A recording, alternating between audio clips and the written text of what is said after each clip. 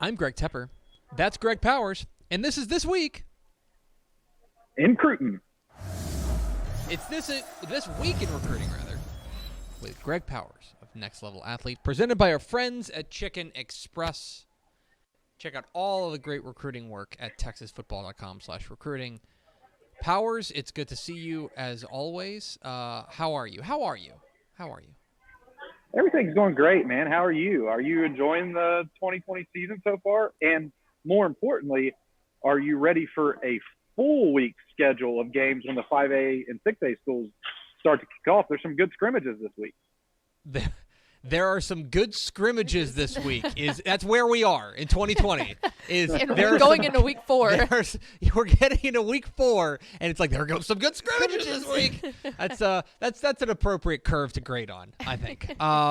Okay, let's start with the usual signposts. This week in recruiting, you can read it on TexasFootball.com. Let's start with our prospect on the rise. Our prospect on the rise. Let's go to I guess they're kind of a surprise. In center, this is a team that we had high hopes for, but maybe not to this level. But they are off to a fantastic start, thanks in large part to their star 2021 running back, KeAmodre Horace. And it's okay if you have trouble with his first name. You can just call him Red, because he was nicknamed for Mr. Texas Football Player of the Week this week after an unbelievable game in their win over Gladewater. I know he's starting to pick up a little bit of steam, but this is a perfect example, I think, of a guy who maybe has benefited from there not being big schools in play, so we're focusing more on the small schools and giving guys like Red Horace at center a chance to shine. And I'm hopeful that I can talk long enough to get to the good highlights of Red's game from this week, because it was back-ended right here as we're getting ready to start. You know, I think he put his highlights from the beginning to the end of the game, but he had a lot of big touchdown runs here towards the end of this tape. But you can see here on the very first run, and this is actually his highlights from the Gladewater game where he scored those 5 touchdowns, of what he's bringing to the table. And the first thing that jumps out to me is the size. You know, every time you see that number 32 on the running back's back, you can get a little bit excited when they're moving around like Red is in this week's game. But he's a guy who has some pretty decent offers. You know, when you look at that offer list right now, you see schools on it, you know, North Texas, Texas State, Fresno State, Texas Southern. You know, that's a good handful of offers to have. Any prospect in Texas high school football is looking to be able to move on and play at the next level. But I think just watching his tape from this week, he's a guy that more schools are going to take a look at. He has the size. He's very elusive in the open field for a guy who, at 5'10", 200, he even looks bigger than that. You know, he's got long, powerful arms, thick trunk, and he can move really well in the open field to make defenders miss. So I think this is a guy, as this season progresses, that more and more schools are going to take a look at. And then on the flip side of that, North Texas, UTSA, Texas State, Fresno State, those schools are probably going to try to push for him to make a commitment possibly before some of maybe bigger dogs jump in the picture. Well, and one thing I've noticed just watching these highlights is an arm tackle ain't going to do it. I mean, this guy has run through probably 40 arm tackles so far in this in this highlight alone. The toughness that you see him running with is very impressive. And again, you're talking about a guy at Center High School. Center High School is not exactly known for being a blue chip factory. But suddenly, I think but he isn't a part of the state and playing teams like Gladewater that have put out big prospects in the past, and that may be an advantage for him in the sense that he's gonna have eyes on him, and being out there kind of in that East Texas part of the world, there's always going to be some interest in running backs from out there. Yeah, no doubt. It's like one of the hidden gems in the state of Texas, out in East Texas. And we got to the good highlights here. You saw people slipping off of him like he Vaselined his jersey up before the game. That's the way he ran in this game. So it was a very impressive performance for Red Horace. I'm just going to go with Red. Let's now move to our commit of the week. Our commit of the week, we're going to, so there are 2 schools with the same name. One is in El Paso. It's Del Valle. This is the one in Austin. This is Del Valle. And this is their running back, Tavir Dunlap. He has committed this week, heading to Michigan. Over offers from all over, including places like Notre Dame, TCU, Texas Tech, etc. This is the guy who's the number 8 running back in our Hot 100, the number 62 overall prospect in our 2021 prospect rankings. And the thing for him, I think he kind of looks like a Michigan running back. Kind of looks like a Big Ten running back. He's got that frame. I agree 100%. And Michigan is a place where you want to probably go play running back at. He's probably going to get plenty of touches. And you're talking about a guy here in Dunlap who is going to eclipse the 3,000-yard mark this year. He went for 1,341 and 1,449 the last 2 years, scored 37 touchdowns in that span. And he proved a little bit as a pass catcher. You know, he got his hands on 20 footballs in the receiving game. And that's very important now as you're looking at guys who are transitioning to the next level. If you want to stay on the field for all 3 downs, you're looking for a guy who can also catch the football. But he's a big frame guy.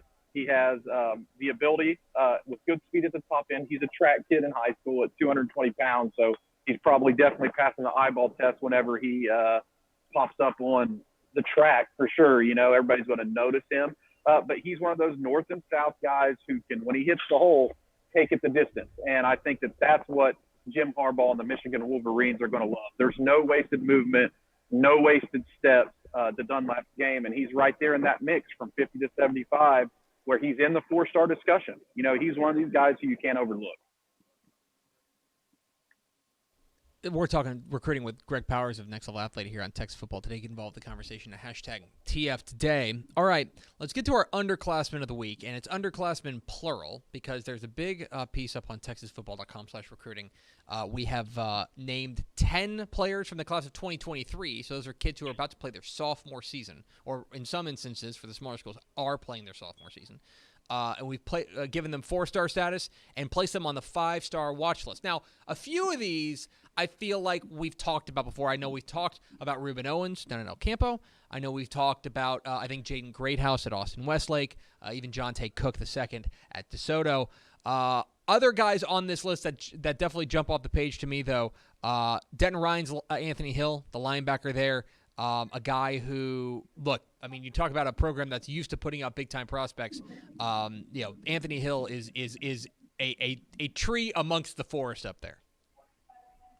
Yeah, no doubt about it. Anthony Hill is one of these guys. I sent his highlights in purposely because he played JV last year predominantly. He did move up to the varsity team to get some varsity snaps, and he's moved those clips to the front of his highlight reel. But it's that JV tape that's really super impressive because he's absolutely killing kids on the tape. And on this list of 10 guys, Anthony Hill at Denton Ryan and Anthony James at Wiley East are 2 guys who I'm really looking forward to seeing play varsity football this year. Neither one of those guys played really on the varsity team last year. So they've racked up tons of offers and got a lot of attention, even though they haven't really taken any varsity reps. So I would say in the class of 2023, these may be the 2 most anticipated players to see on the field, and they both are defensive players who can take over a game. So I think that's very exciting. And if you're a Texas high school football fan, those are 2 names that you should look out for. And, you know, we're not ashamed to make a plug when we do good work, right? We did some great work here with this underclass group. All of these guys, except for one, were named to the top 25 list in last December's DCTF Rising. So if you're a fan of Dave Campbell's Texas Football, Next Level Athlete, you've been reading this stuff over the last few months, then you should be aware of some of these names because you've read about them in our magazine, and now they have offers. Every single one of these guys has offers, and it's starting to blow up. So if you're a college coach or a big fan of Texas high school football, and you want to know about these guys before they become big stars, then here in December, pick up that DCTF Rising magazine, and we'll tell you all about them. The freshmen in the class of 2024, hopefully we can get on the same page with them as we did these 2023 guys. Yeah, see, we're not just blowing smoke. We kind of know what we're talking about. There you go. That's how you sell something. You Powers gets it. Yeah. You, on the other hand, Yeah, we need some work. I don't know, just buy something from us. It seems good. I worked hard on it. Good job, Powers. Finally, let's round it all out with the with our recruit of the week. Our recruit of the week, it's the saga of Converse Judson guard Kamron Smith.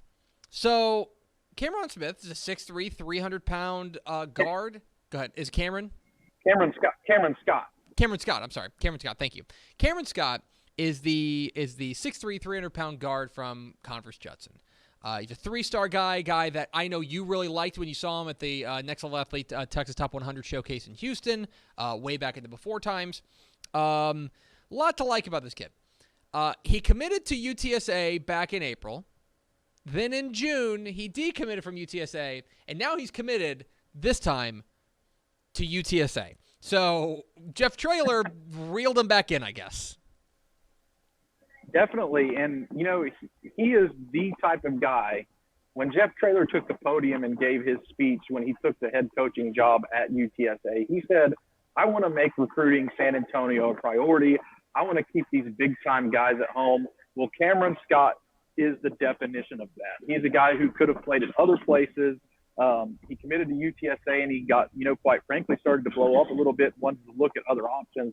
And you can kind of see why right here on his next level athlete highlight tape. He's going against a couple of other D1 guys or other D1 guys in these clips, and you can see what kind of separates some of the top tier prospects from the rest of the field, right? He's a guy who jumps out when you put a collection of top guys together. He still looks like one of the top guys there. Plays tackle for Converse Judson, but I really like his projection as an interior offensive lineman as he projects to UTSA. We all know how Jeff Traylor likes to get the running backs involved in his offense, so he's going to have a lot of opportunities there to clear some lanes and do some damage in the run game. But his experience at tackle and nimbleness on his feet for such a big man is going to help him also be nimble enough and athletic enough to take on some good pass rushers in college and set a pocket for his quarterback to buy him some time to complete passes. Jeff Traylor and UTSA are doing an excellent job on the recruiting trail, and they went back to win this fight with Kamron Scott and got him and earned a commitment back to the commitment list. And that's hard to do. There's not too often or not too many examples of guys who decommit from a school and then wind up back on that same commitment list. So hats off to Jeff Traylor and his staff there to earn this well-earned, hard-earned commitment from Kamron Scott, who plays for one of the top programs in the San Antonio area. He's a guy to keep an eye on as 6A and 5A teams start firing up across the state. And, of course, we're going to keep an eye on all of them at TexasFootball.com and especially at TexasFootball.com/recruiting. He's Greg Powers of Next Level Athlete. Follow him on Twitter at GPowerScout. Follow Next Level Athlete on Twitter at NextLevelD1. Follow his fine work at TexasFootball.com/recruiting. Powers, appreciate your time, and I have it in my Google Calendar that we're going to do this again next week. Let's do it again next week, and I'll see you all then.